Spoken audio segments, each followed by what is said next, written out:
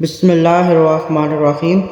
آج کا ہمارا ٹاپک اعتکاف کی فضیلت۔ ارشاد باری تعالیٰ ہے، اور ہم نے ابراہیم اور اسماعیل علیہ السلام کو تاکید فرمائی کہ میرا گھر خوب ستھرا رکھو، طواف والوں، اعتکاف والوں اور رکوع اور سجود والوں کے لیے۔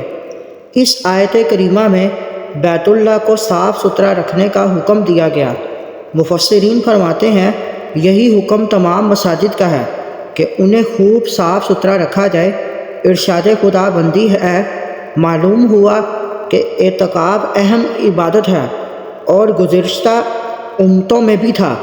ارشاد نبوی ہے، اعتکاف کرنے والا مسجد کی برکت سے کئی گناہوں سے باز رہتا ہے، اور اعتکاف کی وجہ سے جو نیک کام نہ کر سکے، ان تمام نیکیوں کا ثواب اسے نیکیاں کرنے والے کی طرح ملتا رہتا ہے۔